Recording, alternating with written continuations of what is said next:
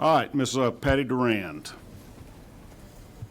I'll tell you, before you get here, I went to Legislative Prayer Fellowship this morning. They told us to remember always to turn the other cheek. You are a candidate for the Public Service Commission.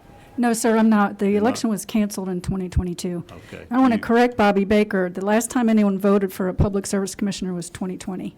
Okay, are you a candidate for District 6 No, I'm or not. District 46? We've seen you I'm not a calling candidate. for challengers in those two districts. No, sir, I'm not a candidate. I'm not Do running. you have views on this bill? Yes, I have some handouts for the commission, if I may give it to you.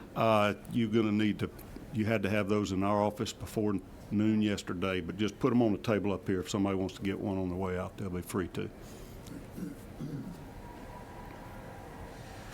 My name is Patty Durand, and I run an energy consultancy called Cool Planet Solutions. Before that, I ran a nonprofit in the energy space for 10 years called the Smart Energy Consumer Collaborative. We did research on consumers and the smart grid.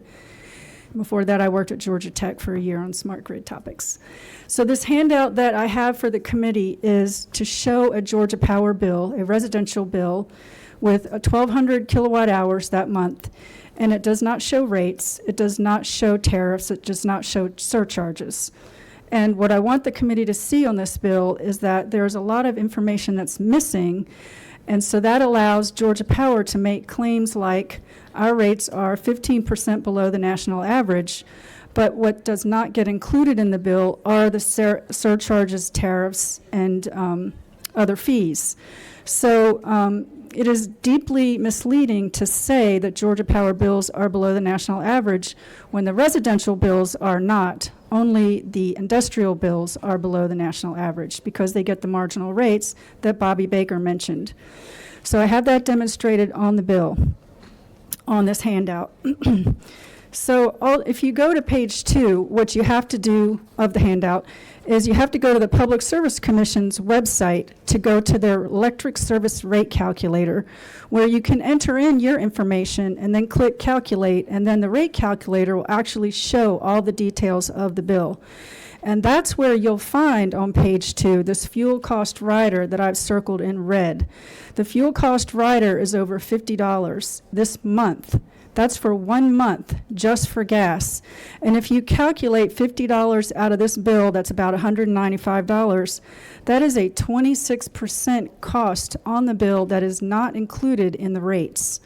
So therefore, that is my evidence to the committee that residential ratepayers pay a lot more than what is advertised as the lowest cost in the country. It is deeply disingenuous. But let's move on to the last page, because what I really want to share with the committee is that since the Consumer Utility Council was repealed in 2010, and I know we're not here to discuss that legislation, and thank you for passing it out of this committee, residential rates have increased 57%, almost twice the rate of inflation over that period, which was only 31%. And I have the sources below the table. And this is 2023 data. I don't have 24 data because the EIA, the Energy Information Administration, doesn't post last year's data until October the following year, so I won't get that data till October. So this does not include Plant Vogel's rate increase. So if you look at number 2 on this last page, during that same time period, that residential rates increased 57%. Industrial rates, or what Bobby Baker refers to as marginal, only increased 6%, far, far below the rate of inflation, which I see I forgot to update on the table. It should say 31.6%. So that is one example of how that Georgia Power is cost shifting to residential customers from industrial customers. That is a clear example. And I want to make one thing clear. I've worked in energy for over a decade, almost 2. There's no such thing as downward pressure on rates. That is a thing that Georgia Power just makes up. There's not going to be a refund, to Senator Albert's question. There will not be any. In fact, I was surprised to hear the Georgia Power witness talk about the couple of dollars in what they call downward pressure on rates, because that was actually a tax refund from Governor Kemp that they are required to pass through to Georgia Power customers that they are now claiming as part of their downward pressure on rates. That is completely false. It is not because of anything to do with Georgia Power. It has to do with Governor Kemp. And then to the bottom part, number 3, on May 1st of last year, the day after Unit 4, Reactor 4 in Plant Vogtle went into service, Georgia Power passed the largest rate increase in U.S. history, definitely in state history, but I couldn't find anything in any state that was larger than a 23.7% rate increase for one unit of one power plant. Let's just throw both units in there. And since then, since that enormous rate increase, residential disconnections have soared over 30% from the prior year's number.